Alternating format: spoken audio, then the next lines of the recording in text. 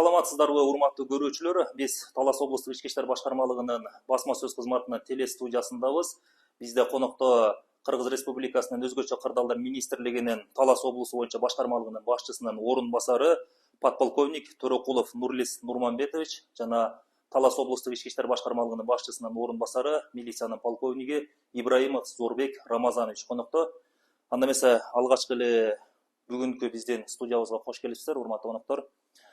Бүгүнкү эфир жаңы жылга карата өткөрүлүп жаткандыктан алгачкы эле суроону өзгөчө кырдаалдар министрлигине баштасак, ушул жаңы жылга карата фейерверктерди, пиротехникалык каражаттарды кандай жайда сатуусу керек жана ошондой эле аны кимдер сатса болот, колдонуу эрежелери тууралуу айта кетсеңиз. Саламатсыздарбы? Бул жаатта жаңы жылдык маанай болуп, пиротехникалык шаймандарды массалык түрдө сатуу башталууда бүгүнкү күндө. Бул алкакта бизде ыйгарым уктуу өкүлдүн тиешелүү буйруктары чыгарылып, областын аймагында ички иштер министрлиги менен биргеликте тыгыз иш алып барылууда.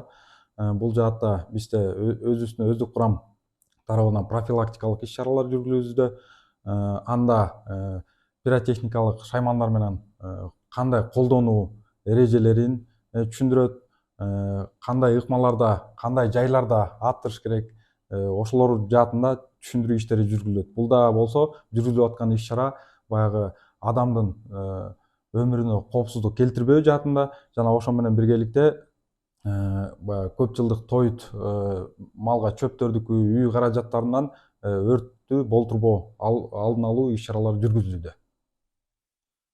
Чоң рахмат. Анда эмесе кийинки суроо Зорбек Рамазанович айта кетсеңиз, ушул келе жаткан 2025 жаңы жылга карата Талас облусунун аймагында милиция кандай иш-чараларды өткөрөт?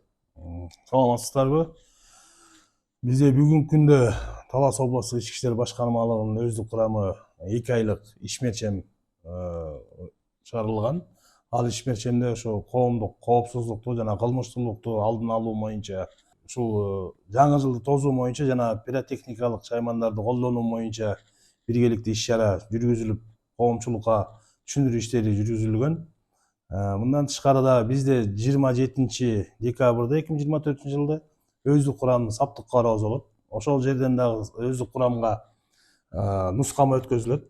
Ошол жаңы жылды майрамдоо боюнча, жаңы жылды тосуу боюнча кандай элге түшүндүрүү иштерин жүргүзүш керек, өзү кызматтык милдеттерин кантип аткарылыш керек. Ошо боюнча 27 саптык кароо жүргүзүлөт дагы. Жаңы жылдын 2 январына, 2025 жылдын 2 январына чейин Талас областык ички иштер башкармалыгынын өздүк курамы күчөтүлгөн тепкичте кызмат алып барышат. Ал кызмат алып барууда биздин кызматкерлер жана автоунаалардын бардыгы биргеликте болуп, ошол менен суткалык күчөтүлгөн тартипте кызмат алып барышып, иш-чараларды жүргүзөбүз. Чоң рахмат. Кийинки суроо Нурлис мырза сизге болсо, мына азыркы учурда кыш болуп, кыштын кыргаан чилдеси дагы жакындап келе жаткан учур. Бул өлкө аймагында буга чейин дагы кышкы мезгилде мешке көмүр жагып, ошонун исинен чыккан жытына ууланып каза болгон жарандар да болгон. Негизинен ушул үйдү жылытууда кайсы учурларды, кайсы жагдайларды эске алуу зарыл? Албетте бүгүнкү күндө бул эң актуалдуу маселелердин бири болуп келүүдө. Көмүр, кычкыл газы бул эң кооптуу, мындай айтканда адамга душман катары кабылданат. Себеби бул газ бул өңсүз жана жытсыз болуп, адамдын ууланып калышына өзү да сезбей да калышы мүмкүн да.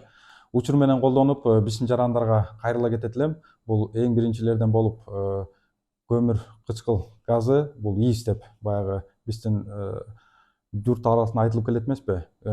Ииске ууланганын бирден бир себептери бул мештердин эшиктерин толук кандуу жабылбашы, морлорду туура эмес тазаланышы, ошо менен биргеликте жаракалардын кетиши, булардын баары иис газын чыгарууга себеп болот да.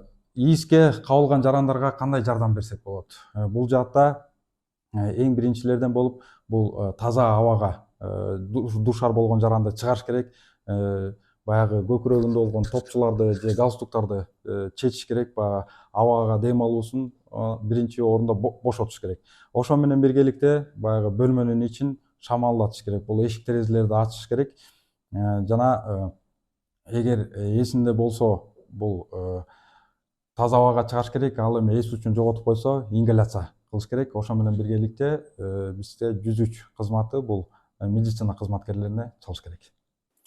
Чоң рахмат, Зорбек Рамазанович. Кийинки суроо сизге болсун. Эгерде пиротехникалык каражаттарды колдонуу учурунда адамдын, жарандын ден соолугуна зыян келтирилсе же материалдык чыгымга кириптер болгон болсо, ошол учурда күнөөлүү деп аныкталган тарапка кандай чаралар колдонулат?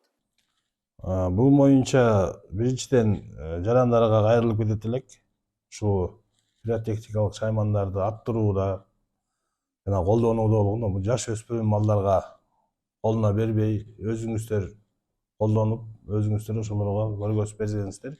Анткени себеби азыр суроом боюнча жаш өспүрүм балдар билбестиктен ошол пиротехникалык шаймандыктарды атуу колдонобуз деп өздөрүнүн денесине өздөрү залал келтирип алышы мүмкүн да. Ошондой эле баягы колун күйгүзүп алышы мүмкүн, же болбосо бирөөнү каратып атып алып ага башка жаранга залакат келтириши мүмкүн. Бул залакат келтиргени боюнча, денеге залакат келтиргени боюнча бул, конечно, укук бузуу жагынан протокол түзүлүшү мүмкүн, бирок баары бир өзүбүз ушунун баарын алдын алуу боюнча ошол эле жаш өспүрүм балдарыбызга өзүбүз көргөзүп, мындайча айтканда нускама катары көргөзүп, үйрөтүп, анан кийин колдонсок. Ал эми экинчи суроонун если материалдык чыгымдар болуп, мисалы үчүн ошондой эле ошо пиротехникалык шаймандар менен колдонуу убагында жана өйдө айтып кеткендей бирөөнүн малга жыйнаган чөбү өрттөнүп кетсе, же болбосо имарат, үй өрттөнүп кетсе, анда бул уже тергөө жолдору менен чыгымы аныкталып, тергөөнүн жыйынтыгы менен чара колдонулат. Чоң рахмат, урматтуу көрүүчүлөр. Биз ушуну менен жаңы жылга карата Талас облустук ички иштер башкармалыгынын басма сөз кызматынын телестудиясында даярдалган эфирди жыйынтыктайбыз. Көңүл бурганыңыздарга чоң рахмат. Урматтуу коноктор, биздин студиябызга кош келипсиздер. Чоң рахмат сиздерге.